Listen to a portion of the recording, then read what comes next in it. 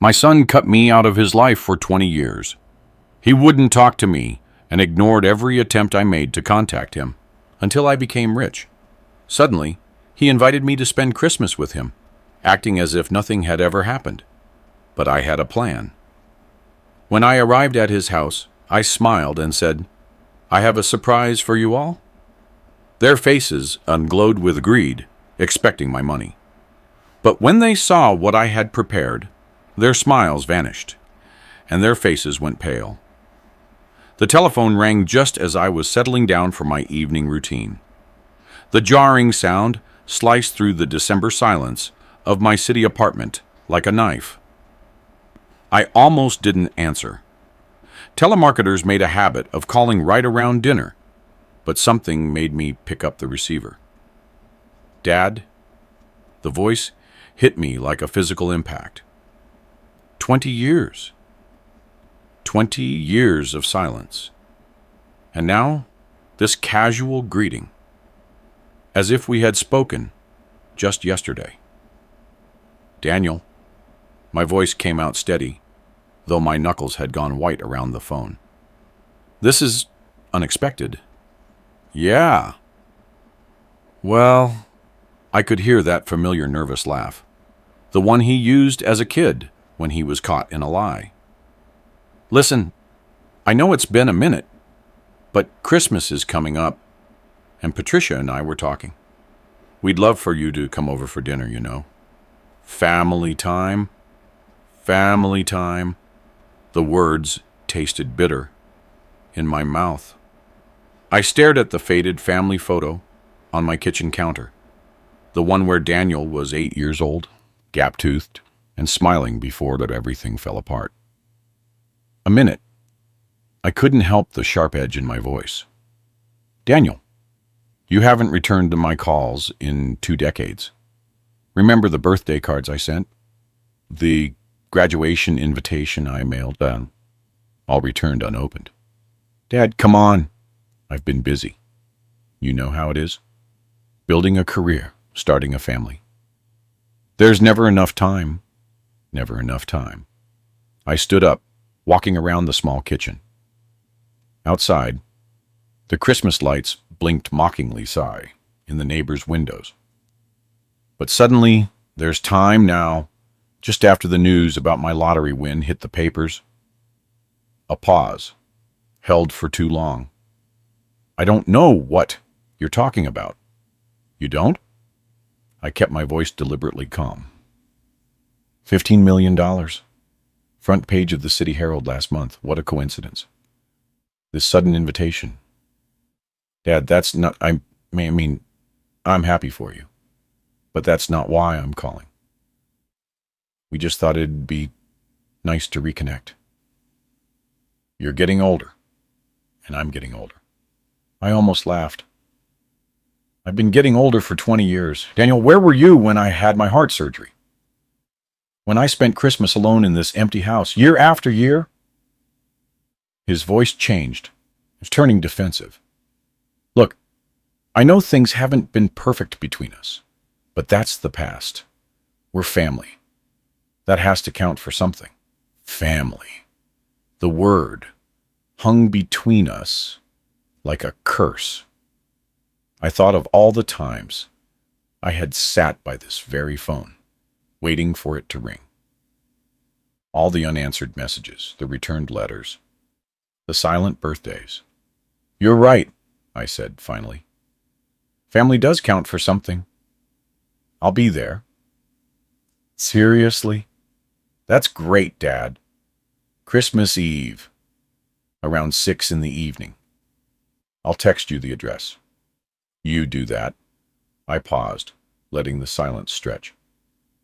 "And Daniel, I have a surprise for you." "A surprise?" His voice brightened, and I could practically hear the dollar signs in his tone. "What kind of surprise?" "You'll see." I hung up before he could respond. I set the phone down gently. My hands were shaking slightly. The kitchen felt different now, charged with possibility. Outside, the snow had begun to fall, dusting the quiet city streets in white. I stood there for a long moment, staring into space, my mind drifting back to the last time I had seen my son's face. It had been so long. But some wounds never truly heal. They just lie buried under years of resignation and quiet dignity until the right time comes for them to be revealed. I walked to the window, watching the snow fall, and remembered how it all started. The snow reminded me of that December 20 years ago, when everything I had built came crashing down. I had been sitting in this same kitchen, though the house felt different then, warmer, filled with the promise of a family. Patricia had been packing her bags, sprawled across our master bedroom floor, like open wounds. "You're pathetic, Robert." Her voice echoed in my memory, sharp and cruel. 45 years old. And what do you have to show for it? A dead-end job at the utility company, a mortgage we can barely pay, and dreams that are never going to happen. Frank treats me like a queen. Frank, her new boyfriend, the one with the luxury sedan, and the corner office, the one who had been calling our house for months before I finally understood what was happening. "What about Daniel?" I had asked, clinging to a burning fuse. "He needs stability. He needs his father. He needs a winner for a dad." She had slammed the suitcase shut. "All you've ever been is a disappointment." The divorce had been quick and brutal. Patricia's lawyer had been expensive. Mine was overworked and underpaid. She walked away with the house, the car, and the loyalty of our son. I had moved into this small apartment rental downtown, starting over at 45, with nothing but my accounting job and the bitter taste of betrayal. Daniel was 18 then, old enough to choose sides, and he chose hers without hesitation. "Mom's right," he had said during one of our last conversations, his voice cold and filled with adolescent certainty. "You're just making excuses. Maybe if you'd worked harder, if you'd been more successful, none of this would have happened." I tried to explain, to make him understand, but he had already decided. The stepdad had money, influence, connections. What did I have? A small apartment and a broken heart. 20 years of silence followed. 20 years of returned unopened birthday cards, of phone calls that went straight to voicemail, of Christmas mornings spent alone in this quiet place. I had learned to live with the void, to find meaning in the small things, my work, my books, the occasional kindness of neighbors. But I had never stopped hoping. I never stopped believing that someday my son would remember the man who had taught him how to ride a bike, who had stayed up all night when he had pneumonia, who had loved him unconditionally, even when love wasn't enough. The lottery win changed everything. $15 million, tax-free, from a Powerball ticket I had bought on a whim at the corner convenience store. The story had hit the local news, then the state papers. Within a week, my phone had started ringing again. Old friends I hadn't heard from in years, distant relatives I had forgotten existed, and then today, the call I had been both waiting for and dreading in equal measure. I walked to my desk and pulled out the folder I had been assembling for months. Bank statements, investment records, legal documents, everything I would need for Christmas Eve, everything I would need to show my son exactly what kind of man his father had become. The snow was still falling outside, blanketing the city in pristine white. Soon, very soon, I would have my chance to give Daniel and Patricia the surprise they had been waiting for. But something told me it wouldn't be exactly what they expected. I smiled to myself, closing the folder. 20 years was a long time to wait for justice, but I had learned that some things were worth the wait. The isolation had been my teacher. Though I hadn't realized it at the time, after the divorce, when the loneliness settled into my bones like the winter chill, I needed something to fill the endless hours. That's when I discovered my gift for numbers. Not just the accounting kind, but the kind that could build empires from dust. It started with a foreclosure notice I'd seen in the local paper back in 2008. A small duplex house on the south side. Nothing special, but the price caught my attention. While everyone else was running scared from the housing market, I saw an opportunity. I drove past the property on my lunch break, noting the good structure beneath the peeling paint and the overgrown yard. That night, I spread newspaper clippings over my kitchen table, their yellowed edges curling under the lamplight. Mortgage rates, property values, market predictions. I devoured them all like a hungry man. The old wooden chair groaned under my weight as I leaned forward, calculating risks on the back of utility bills. "You sure about this, Mr. Carver?" The banker had looked at me over his glasses, skeptical. "Real estate is a dangerous game right now." "I'm sure." I signed the papers with steady hands, though my heart was pounding. It was every penny I had saved since the divorce, plus a small loan against my modest retirement account. The duplex became my nighttime project. I'd drive out after work, tools rattling in my trunk, and spend hours scraping paint, fixing leaks, replacing rotten boards. The physical labor felt good, purposeful. For the first time in years, I was creating something instead of just surviving. 6 months later, I had tenants, good people, a young couple starting out, grateful for clean walls and working plumbing. The rent covered my mortgage with a small profit left over. I immediately reinvested, buying another property, then another. The Great Recession was my golden opportunity. While others lost fortunes, I quietly built mine, one careful purchase at a time. I learned to read neighborhoods like books, to spot potential where others saw only problems. The midnight calculations became routine. Spreadsheets glowing on my computer screen, tracking income and expenses with methodical precision. By 2015, I owned 12 properties across the city. By 2023, I still lived in the same small rental. I drove the same dependable car. I wore the same modest clothes. But beneath the surface, I was accumulating power, the kind that came from smart decisions made in patient solitude.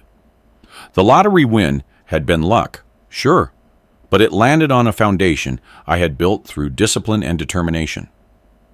$15 million, added to what I had already earned with sweat and strategy.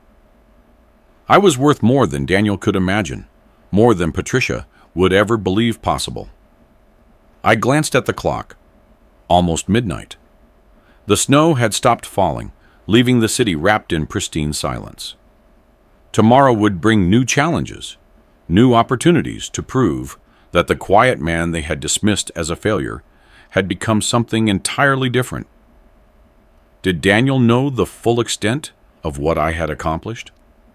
Did he understand that his father hadn't just gotten lucky? He was smart. I doubted it. In his mind, I was still the broken man who had lost everything 20 years ago.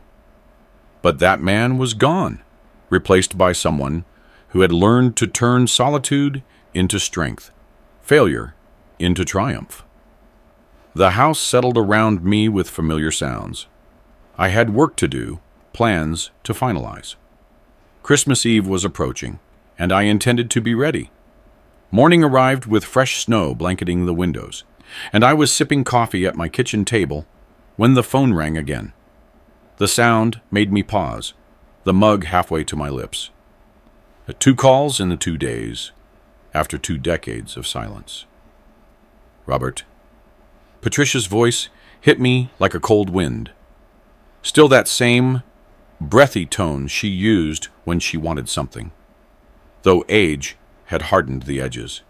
"I hope you don't mind me cleaning. I got your number through Daniel." I set my coffee down carefully. "Patricia, how thoughtful of you to reach out. Listen, I know things ended badly between us.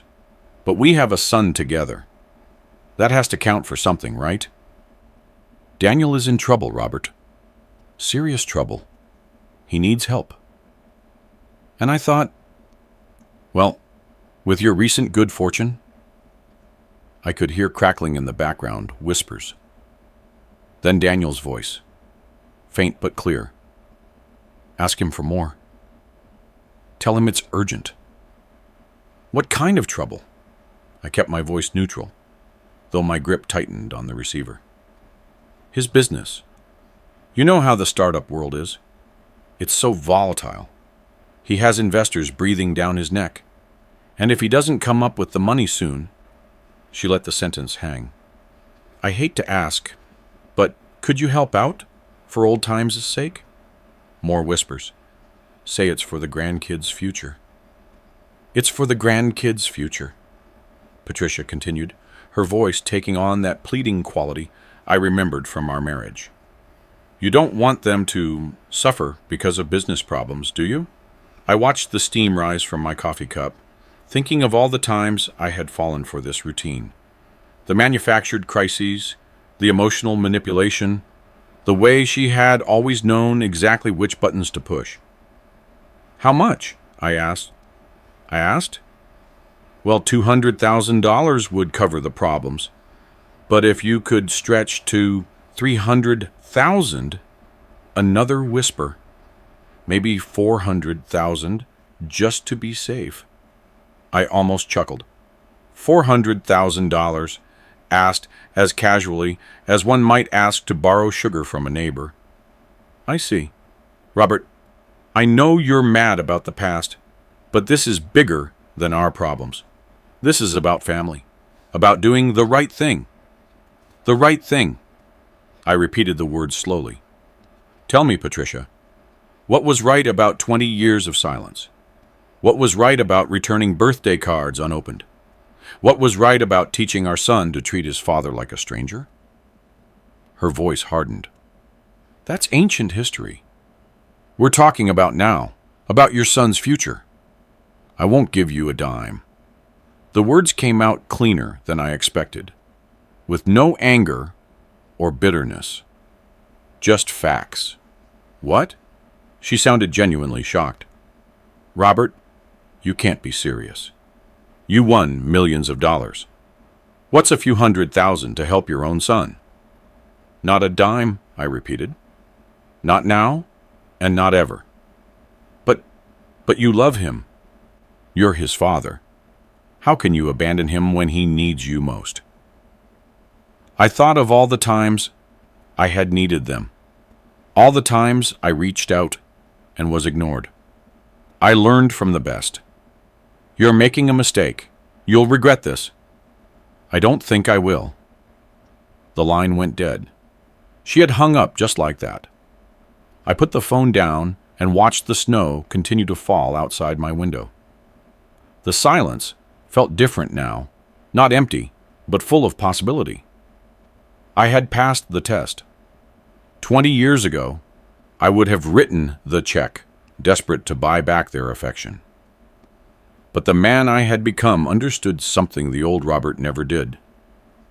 Respect couldn't be bought, and love that came with a price tag wasn't love at all. I finished my coffee and began plotting my next move. Christmas Eve was still days away, but I had a feeling my son and his mother weren't finished with their little scheme. That was fine. I had waited 20 years for this moment. I could wait a little longer to see exactly how far they would go. The phone remained silent on the counter, and I found myself almost wishing it would ring again, because every call made my Christmas surprise a little sweeter, a little more justified. They thought they were dealing with the same broken man who had lost everything decades ago. They had no idea who they were really up against.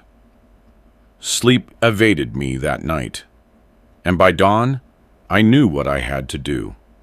The morning light cast long shadows on my kitchen floor as I sat with my coffee, staring at the phone. One more test, one final confirmation. of what I already suspected. I picked up the receiver and dialed Daniel's number, my fingers steady despite the weight of what I was about to do. "Dad?" He sounded surprised, maybe even pleased. "Didn't expect to hear from you so soon. I've been thinking about what your mother said yesterday, about your problems." "Oh, that." His voice shifted, becoming more cautious. "She probably made it sound worse than it is. You know how she worries." I leaned back in my chair, watching the winter wind rattle my windows. "Actually, Daniel, I called because I have some problems of my own. Financial problems." I let the words hang in the air, noting how his breathing changed. "I'm afraid I made some terrible decisions with my lottery winnings. Got carried away with crypto trading, you know. Bitcoin, Ethereum, all those digital coins everyone was talking about." "Oh, no." But his tone wasn't compassionate. It was calculating. "How bad is it?" "Pretty bad. Lost most of it in a market crash last week. Volatile investments, they warned me. But I thought I knew better." I paused, letting him absorb the lie. "I might have enough to cover Christmas dinner, but not much else." The silence stretched between us, broken only by the hum of the phone line. I could almost hear his thoughts shifting, recalibrating. "Well," he finally said, his voice calmer than the northern winter. That's truly unfortunate, Dad. I guess these things happen." "They happen." I waited, giving him a chance to offer comfort, support, anything that might resemble filial concern. "So, about Christmas." He cleared his throat. "Maybe it would be better if you didn't come this year. I mean, with everything you're dealing with, you probably need to focus on sorting out your finances. It's just, you understand, right? Patricia's been planning this big meal, and we were kind of counting on—" There it was, the mask dropping completely. "I see." I kept my voice neutral, though inside I felt a cold satisfaction.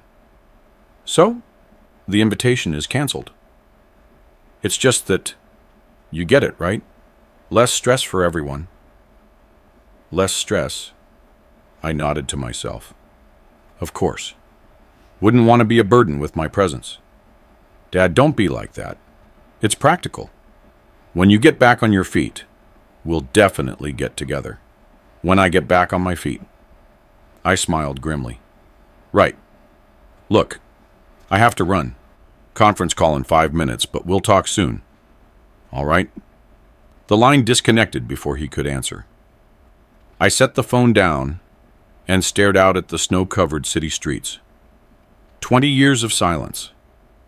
And the moment they thought I was broke again, they reverted to total silence.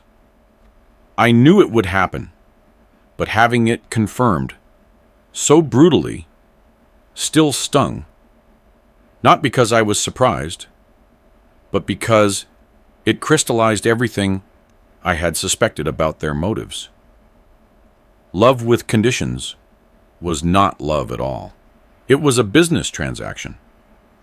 I walked to the window and pressed my palm against the cold glass. Outside, my neighbors were already starting their day, warming up cars, shoveling snow from driveways.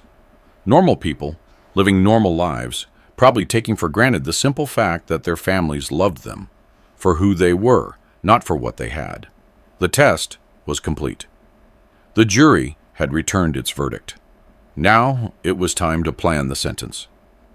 With that clarity, I spent the afternoon researching the lives my son and ex-wife had built while ignoring mine. If they wanted to play games, I needed to understand the rules. I started with my old business network downtown, contacts I had made during my real estate ventures. A few calls revealed interesting information about Daniel's startup, or rather, its spectacular failure. Vargas Tech Solutions. "That kid burned through investor money like it was confetti," Jim Patterson from the Chamber of Commerce laughed bitterly. "He promised revolutionary software. Delivered nothing but excuses and expensive lunch tabs. What happened with the investors? They're not happy. Word is he owes close to $2 million between the venture capital firm and private backers. Some of them are getting lawyers involved. I took notes on a legal pad, my accountant's mind automatically organizing the information. $2 million in debt. That explained the desperation. The internet provided the rest of the puzzle. Daniel's professional profile showed a string of failed enterprises, each lasting just long enough to attract funding before collapsing. His social media painted a picture of a lavish lifestyle, expensive restaurants, luxury cars, designer clothing, all funded by other people's money. But it was Patricia's social profile that truly sickened me. Her profile showed a woman playing the victim with masterful precision. Photos of her looking drawn and tired, alongside posts about her brave battle with cancer. Day 47 of chemo, one post from last month read, "The treatments are exhausting, but your donations keep me fighting. Every dollar helps with medical bills and experimental treatments my insurance won't cover." I scrolled through months of similar posts, each one more manipulative than the last. Thousands of dollars in donations from well-meaning strangers. All based on a lie, because I knew Patricia wasn't sick. She was just greedy. A quick search of the city hospital records through a contact who worked in administration confirmed my suspicions. No cancer treatments, no chemotherapy, not even a suspicious mole removal. I cross-referenced her posts with Daniel's spending patterns on social media. The timing was too perfect to be a coincidence. Every major donation spike matched Daniel posting about a new business opportunity or a costly purchase. They were working together, a mother-son team bleeding money from strangers while ignoring the man who had actually earned his wealth through honest work. I compiled everything into a folder, the same methodical approach I had used for my real estate investments. Bank records, social media screenshots, testimonies from ripped-off investors, a paper trail that painted a clear picture of systematic fraud and emotional manipulation. The irony wasn't lost on me. I was dismissed as a failure, a man not worth their time or attention. But that same man had built a fortune through patience and strategy, while they had built nothing but debt and deception. I closed my laptop as the evening fell over the city, the screen's glow fading into darkness. Tomorrow would bring new opportunities, new pieces of the puzzle. But tonight, I allowed myself a moment of satisfaction. I was no longer the victim in this story. I was becoming the author. The phone rang again, likely another desperate attempt to extract money from their rich father. I let it ring, listening to the sound echo through my quiet house. Let them wonder. Let them worry. Christmas was still days away, and I had work to do. Outside, the snow continued to fall, covering the city in white, clean, pure, ready for a fresh start. Dawn brought focus, and I reached for the phone before my morning coffee was finished brewing. The notes from yesterday's investigation lay scattered on my kitchen table like a battle plan. It was time to see just how far my son's greed would take him. Daniel answered on the second ring. "Dad, this is unexpected. Twice in 2 days." "I have some good news," I said, settling into my chair. "Remember those crypto investments I told you about? The ones that wiped me out?" "Yeah." His voice carried a note of weariness, as if he suspected where this was going. "Well, I managed to recover most of it. Day trading, you know. I bought on the dip, and it spiked again. Turned out better than I expected." Silence stretched for exactly 3 seconds. I counted them. "That's fantastic, Dad. I'm so relieved. I was worried about you." The lie came so easily to him. Not a flicker of shame or discomfort about how quickly he had dismissed me when he thought I was broke. So I was thinking, I continued. Maybe Christmas is back on, if the invitation is still open. Of course. Of course it is. Patricia will be thrilled. She's been looking forward to seeing you. Another lie. I could hear the calculations clicking behind his words like an old cash register.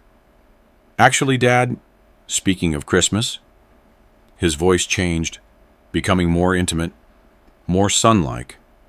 I know it's awkward to bring this up, but since you mentioned your financial recovery, I was wondering if you might consider helping me out with something. I smiled grimly. Oh, is this the time-sensitive business opportunity? You know, the kind of deal that could set me up for life? But I need to move fast. $300,000 would cover my initial stake. $300,000. Not a loan request. A demand wrapped in words of opportunity. That's a significant amount, Daniel. I know. But Dad, this isn't just about me.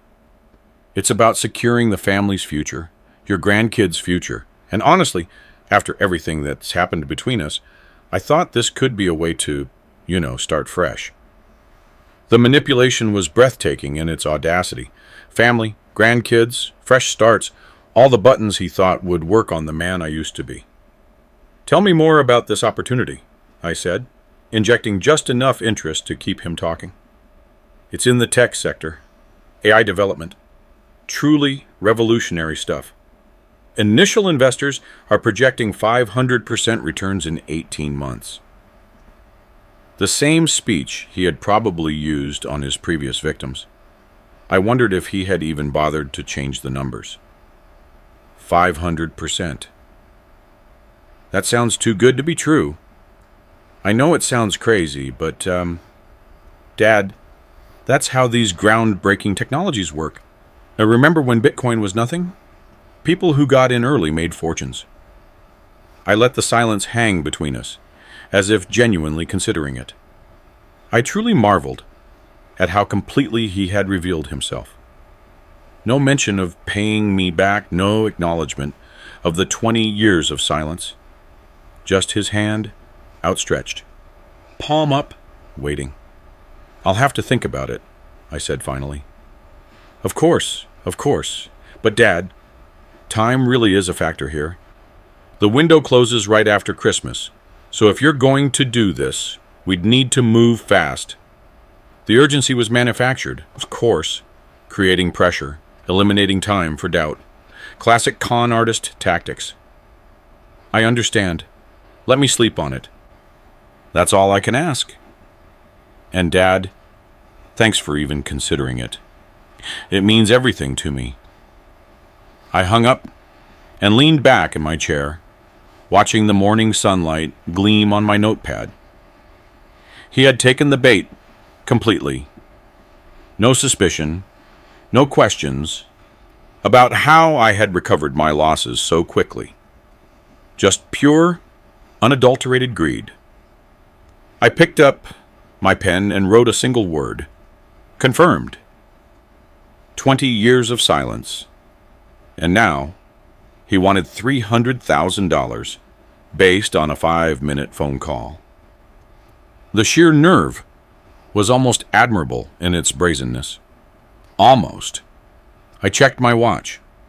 The business day was just beginning, and I had other calls to make, other pieces to put into place. Daniel thought he was playing me, but he had no idea the game had already started.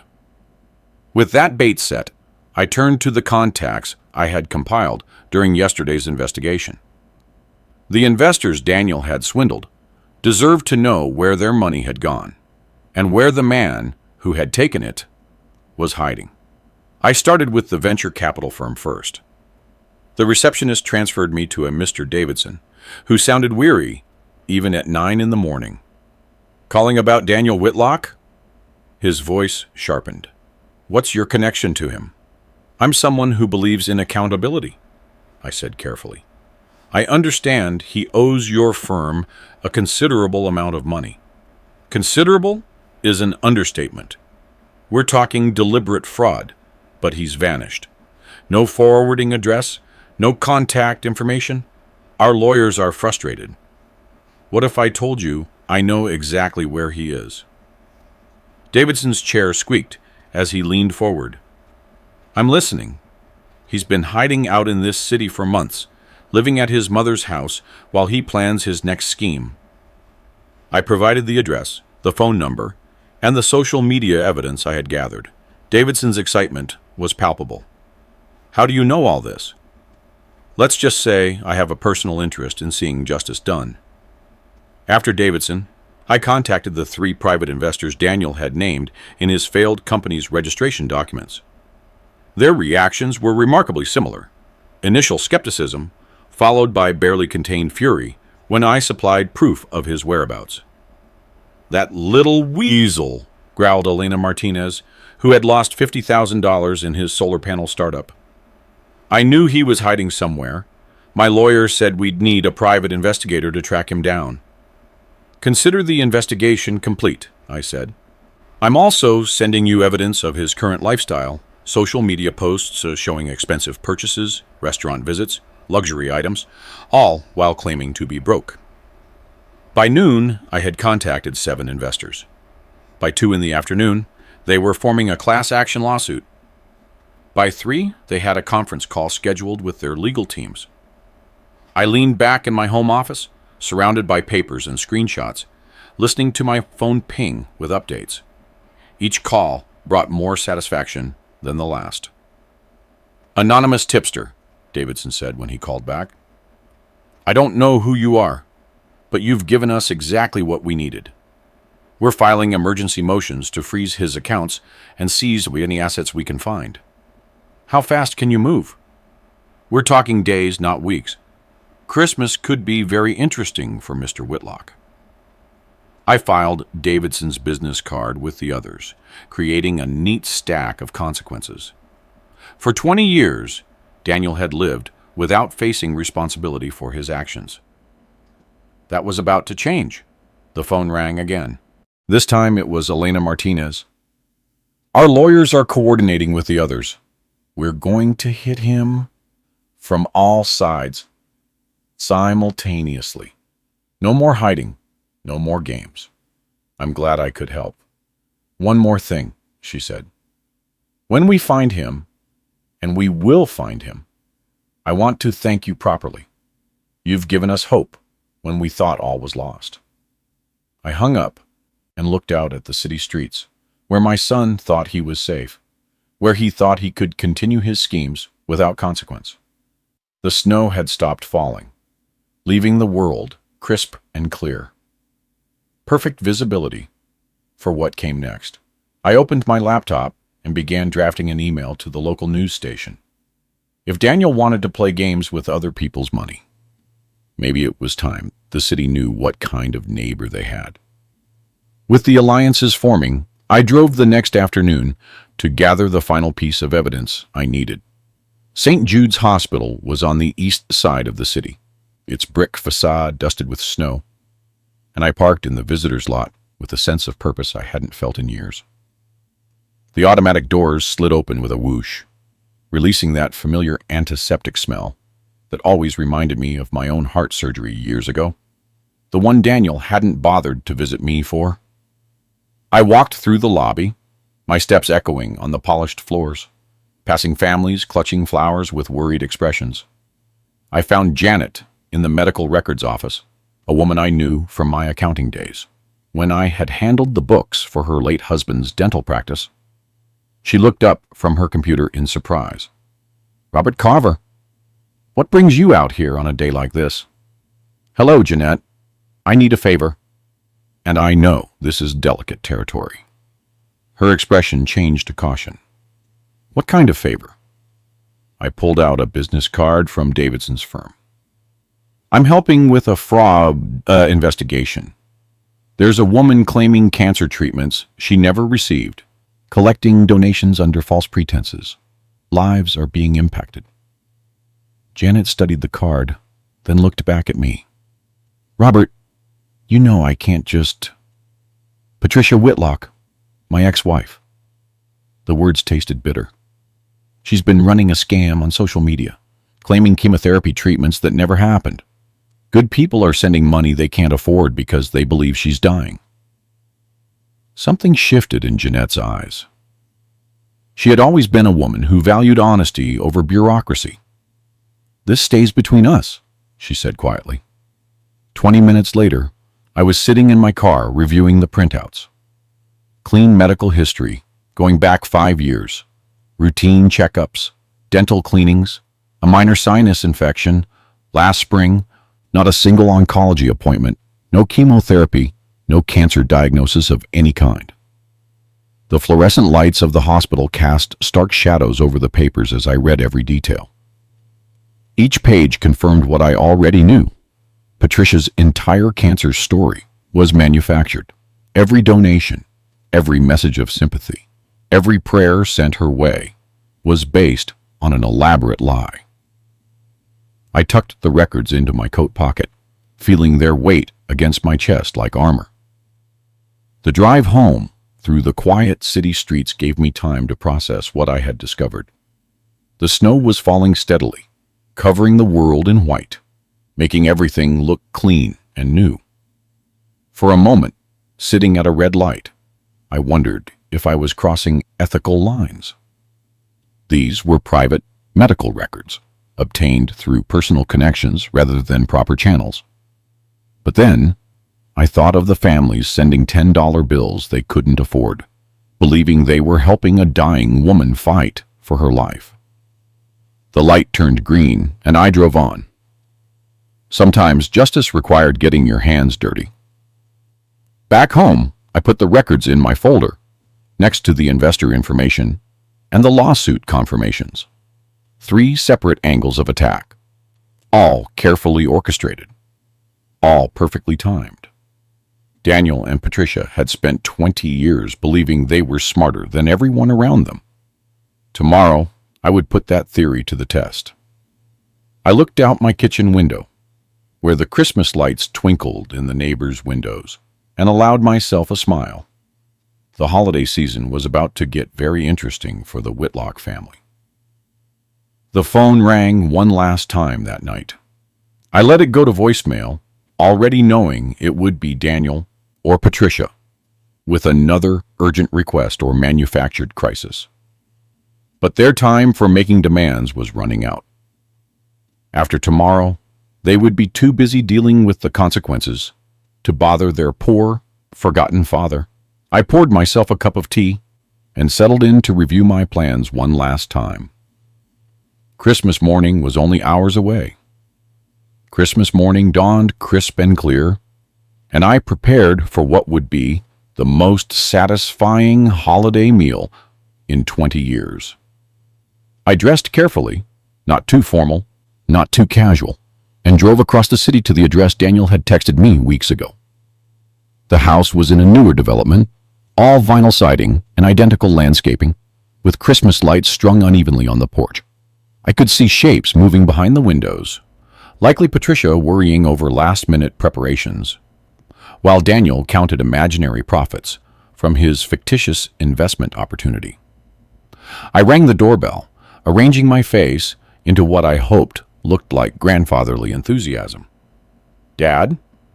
Daniel opened the door, his arms wide in a theatrical sweep, as if we'd had weekly dinners for years instead of radio silence. "You made it! Come in. Come in." Patricia appeared behind him, thinner than I remembered, but with that same calculating look in her eyes. "Robert, oh, it is so wonderful to see you. You look prosperous." I stepped into their warm living room, noting the expensive, mismatched furniture, the huge television, the designer handbags carelessly draped over the chairs, all bought with other people's money. "I am, certainly. Thank you for having me," I said, hanging my coat on their hall tree. "I brought something special for later, a surprise for you both." Their eyes lit up immediately. "A surprise? What have you considered?" Patricia clasped her hands together. We sat down for dinner at a table that could have fed 12, laden with dishes that looked impressive but tasted like they came from the grocery store's prepared food section. Daniel carved the turkey with theatrical flourish, while Patricia refilled wine glasses and peppered me with questions about my recovery from the crypto losses. "So fortunate you managed to bounce back," she said, not quite meeting my eyes. "These market fluctuations can be so unpredictable." "Indeed, they can be," I agreed, cutting my turkey into precise pieces. "But I've learned to be more careful about who I trust for financial advice."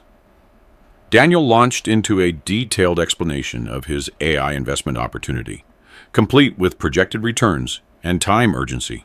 I nodded, asking questions that made me sound interested as I watched their faces grow more animated with every perceived sign of my willingness to invest. The knock on the door came just as Patricia was serving dessert. Loud, authoritative, the kind of knock that meant business. Daniel frowned, dropping his fork. "I wasn't expecting anyone." He walked to the front door, Patricia and I following behind. Through the window, I could see a man in a dark overcoat holding an envelope. "Daniel Whitlock?" the man asked when the door opened. "Yes, I have a court notification for you." He handed over the envelope and turned to leave. Daniel stared at the papers, his face draining of color as he read. This can't be right." "What is it, dear?" Patricia looked over his shoulder. "It's a lawsuit, multiple lawsuits. The investors found me." His hands trembled as he flipped through the pages of legal documents. Emergency asset freeze, restitution demands, allegations of criminal fraud. How did they even know where I was? His voice cracked slightly. I maintained my expression of concerned grandfather while internally savoring every moment of his panic. "Oh dear," Patricia said, reading over his shoulder. "Robert, this is terrible timing. Right during Christmas dinner. These things have a way of catching up to people," I observed softly. Daniel was pacing now, running his hands through his hair. "I need to call my lawyer. No, I need to get out of here. They could freeze everything. The house, the accounts, everything." "How much do they want?" Patricia asked. $2 million, plus damages, plus interest." He looked like he was going to vomit. Patricia turned to me with that familiar expression I remembered from our marriage, the one that appeared whenever she needed something costly. "Robert," she said carefully, "I know this is awkward, but Daniel's family, our son, and with your recent good fortune, maybe you could help with the legal fees, just until this gets sorted out." She reached for her phone, probably to start calculating exactly how much she thought she could extract from me. I smiled at her. The same patient smile I had worn through 20 years of manipulation and contempt. "Actually, Patricia, I think you're going to have bigger problems than legal fees very soon." She looked up from her phone, pausing mid-dial. "What do you mean?" "I know someone who specializes in fraud cases," she said, her voice taking on that determined tone I remembered from our marriage. "A Facebook friend, brilliant lawyer, handles these kinds of situations all the time." She opened her phone and navigated to Facebook, her fingers moving with practical efficiency. I watched her face, knowing what was coming, but curious to see how it would unfold. The first notification badge showed 97 messages. Her eyebrows went up slightly, but she wasn't worried yet. Popular people got a lot of messages, especially during the holidays. Then she started scrolling. "What in the world?" she whispered, her face paling as she read. The phone trembled in her hands. "Patricia, what is it?" Daniel leaned over her shoulder, forgetting the lawsuit papers.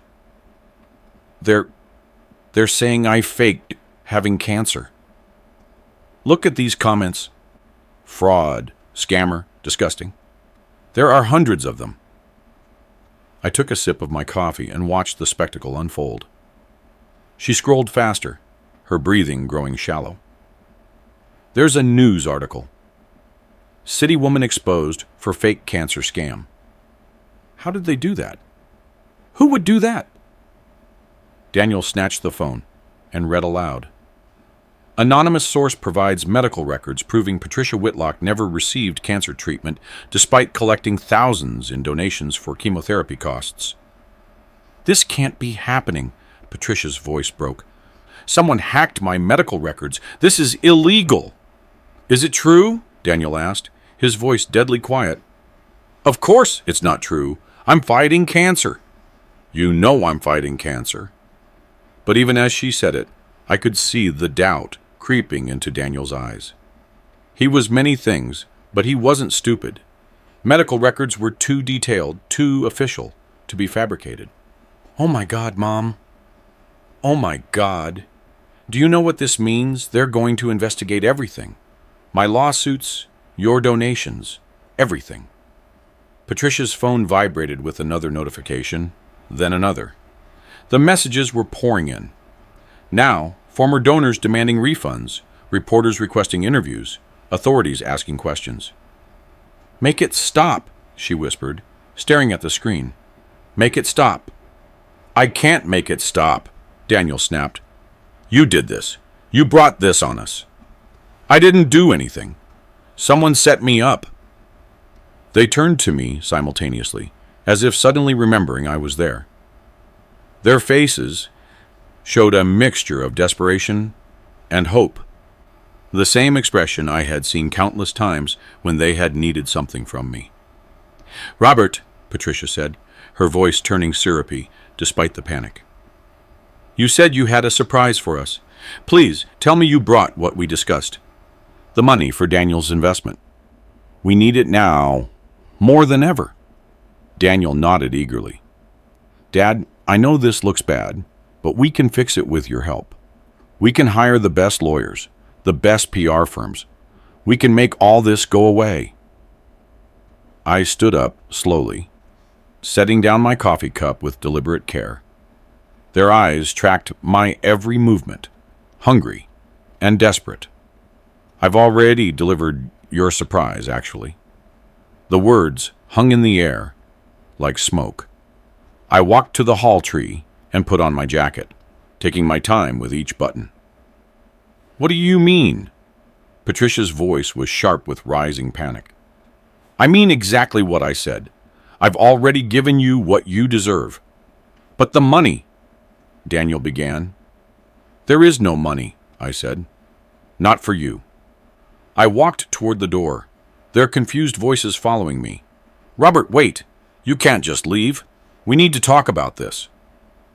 But I was already turning the handle, stepping out into the cold night. The door shut softly behind me with a gentle click, cutting off their pleas and protests. I walked to my car without looking back, though I could see the warm glow of their living room window in my peripheral vision. Inside, they were likely still trying to process what had just happened, still believing they could manipulate their way out of the consequences. The engine started smoothly, and I pulled away from the curb. In my rearview mirror, I saw a figure appear at the window. Daniel, likely watching me disappear into the darkness. 20 years of silence, 20 years of contempt, 20 years of treating me like I didn't exist. Now they knew exactly how that felt. The days blurred into weeks, and the reports filtered in through the city's network of gossip and genuine concern. The story had legs, as they say in the news business, and it ran far and wide. Janet from the hospital called first. Robert, I hope I did the right thing. The authorities contacted me about those records. Turns out someone anonymously tipped them off about the fraud. I'm sure you handled it appropriately, I said, stirring sugar into my morning coffee. The local news picked it up, then the state papers. Something about it just caught the public's attention. Maybe the sheer audacity of faking cancer for money. Other updates came through chance encounters at the grocery store, casual conversations with neighbors, fragments of information that painted a picture of systematic collapse. Daniel's court battles had been swift and brutal. The investors, armed with evidence and fueled by righteous anger, had built an airtight case. The judge had shown no mercy for someone who had stolen retirement funds and college savings to finance a lifestyle of lies.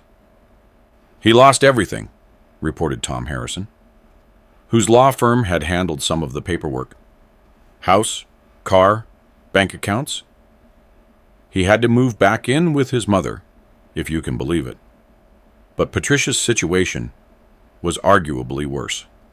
The cancer fraud had touched a nerve with the public in ways Daniel's investor schemes never could. People could understand bad business deals, but faking a terminal illness crossed a line that couldn't be uncrossed. Her Facebook page had become a wasteland of angry comments and demands for refunds. The local news had run a follow-up story on how her fake treatments had coincided with promoted miracle cures and unproven supplements, suggesting she had been profiting from desperate people's hope in multiple ways. Fraud charges are likely, mentioned Carol at the library, where I had started volunteering on Tuesday mornings. The district attorney's office is taking it seriously. But the most satisfying update came from an unexpected source. The mail carrier, a young woman named Sarah, who had been following the story, stopped by my house with a package and couldn't help but share what she'd seen. "I delivered a stack of certified letters to that address yesterday," she said, referring to Daniel's house. "Legal documents by the looks of it. The woman who answered the door, his mother, I think, looked like she'd aged 10 years. I thanked her and went inside, feeling something I hadn't experienced in decades. Complete peace. The spring that followed was a revelation. I discovered that freedom from resentment was like recovering from a long illness. Suddenly, the world had color again. I took my first real vacation in years, driving through the mountains, staying in small towns where nobody knew my story. In another state, I met a retired teacher named Margaret, who told me about her volunteer work with literacy programs. By the time I returned to the city, I had signed up to help adults learn to read. It felt good to build something instead of just tearing down. The community center where I volunteered was filled with people who had faced real challenges, job loss, family problems, health scares, and had chosen to move forward instead of backward.